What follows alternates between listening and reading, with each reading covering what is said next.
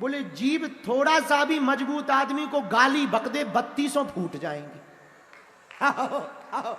जीभ जो बिगाड़ सकती है दांतों का कोई नहीं बिगाड़ सकता है, और जीभ का ही पूरा खेल है। और बात भी सही है। हनुमान जी बोले विभीषण चिंता ना करो, कुछ दिन में डॉक्टर साहब आने वाले हैं लंका में, तुम तो इशारा करके रखते जाना। बात भी सही है, जब भी दांत में दर्द होता है तब जीभ ही बताती है कि ये वाला है वो। डॉक्टर क्या करता, संसी लेकर के निकाल फेंक देता है। उसी प्रकार हनुमान जी ने विभीषण जी से कहा चिंता मत करो, राम रूपी डॉक्टर लंका में आने वाले हैं, तुम तो इशारा करके बताते जाना, एक एक करके सब राक्षसों को निकाल दिया जाएगा। ये हनुमान जी का आश्वासन। बोलो सीताराम, जोर से बोलो। अब हनुमान जी ने एक कान में कहा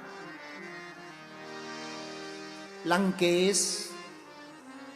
विभीषण जी बोले महाराज लंकेश हम नहीं है, हमारा भाई है। हनुमान जी बोले नहीं नहीं, हम दरअसल भाग भी देख के जानते ना, हमें तुम दिखाई पड़ रहे, तुम लंकेश हो, तुम राजा बनने वाले, प्राइम मिनिस्टर ऑफ लंका। हाँ, आप लंका के पीएम बनने वाले हो। तो विभीषण बोला महाराज हम मंत्री नहीं है, प्रधानमंत्री हलवा में बनेंगे। तो हनुमान जी धीरे से बोले दरअसल तुम्हारी पार्टी गलत है, तुम जिस पार्टी में हो वो खराब है, हमारी वाली में आ जाओ, बन जाओगे। मतलब सीधा सा है। हनुमान जी मुस्कुराकर बोले तुम अपनी इस वाली पार्टी को छोड़कर राम जी वाली में आ जाओ, तुम्हें राजा बना दिया जाएगा। ये हनुमान, क्या अद्भुत राजनीति हनुमान जी महाराज ने चली, ऐसी कोई चल ही नहीं सकता। हनुमान जी ने क्या गजब की राजनीति चली, जो मंत्री नहीं है उसे प्रधानमंत्री के सपने दिखा दिए।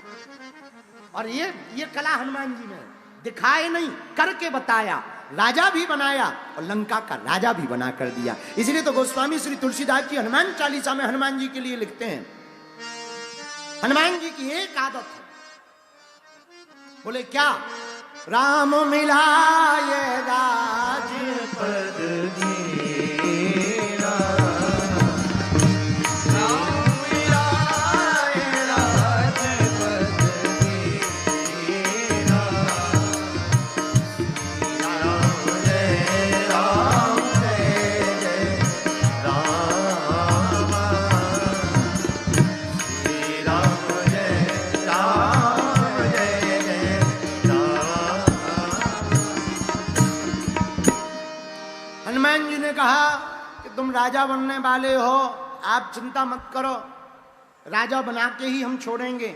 विभीषण कहते हैं महाराज राजा तो ठीक है, अभी तो हम इन आफतों से बच जाएं यही बहुत बढ़िया। पर हनुमान जी ने कहा एक बात बताओ, तुम लंका में भजन कैसे कर लेते? कभी रावण ने पूछा नहीं?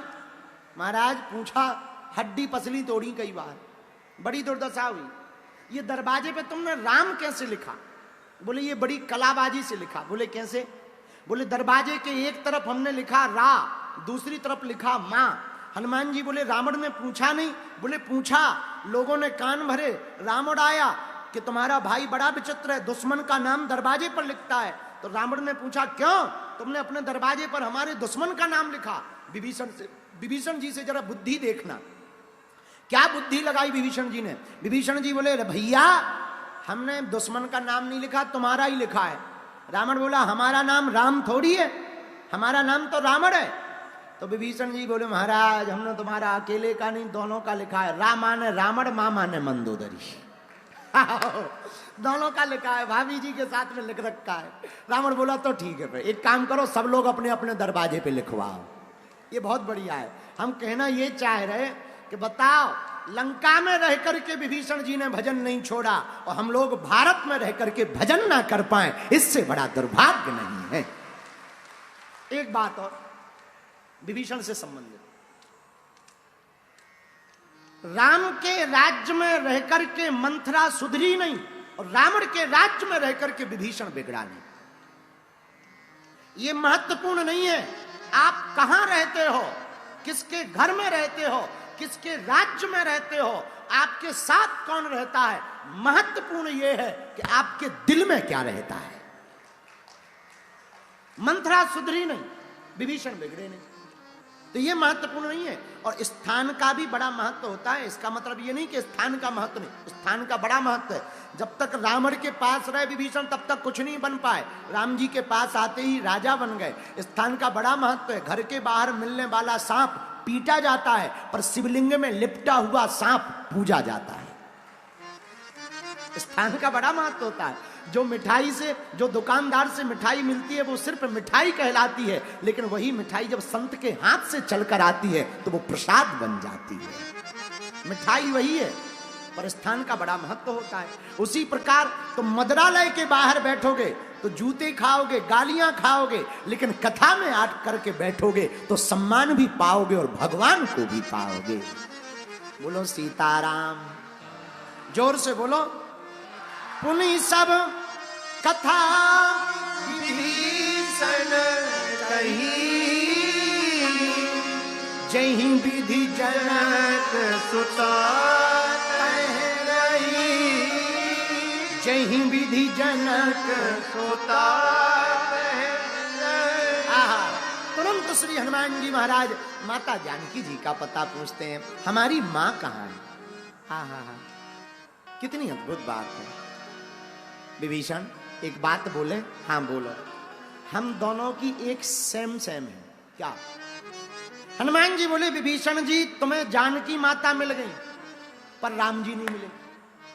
हमें राम जी मिल गए पर जानकी माता नहीं मिली। एक काम करो, दोनों अदला बदली कर लो। विभीषण जी बोले क्या? हनुमान जी बोले तुम हमें जानकी माता का पता बता दो, हम तुम्हें राम जी से मिलने का पता बतला देंगे। तुम हमें जानकी मां से मिलवा दो, हम तुम्हें राम से मिलवा देंगे, दोनों के काम बन जाएंगे। आंखों में विभीषण के आंसू आ गए। महाराज कैसी बात कहते हो, हमें तो प्रभु से एक बार मिलना है, लेकिन अब जाओगे कैसे? हम पता बता देते हैं, पर पता ही नहीं बताया। जुगत विभीषण सकल सुनाई, जुगत विभीषण सकल सुनाई, चले वो पवन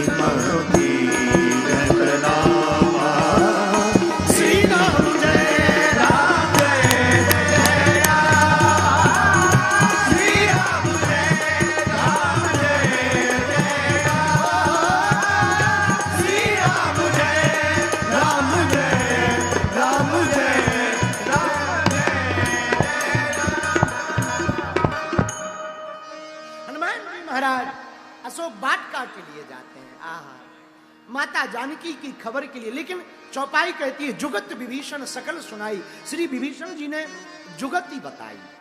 एक बात और यहां हम बोलते चले, सुंदर कांड की यही सुंदरता है।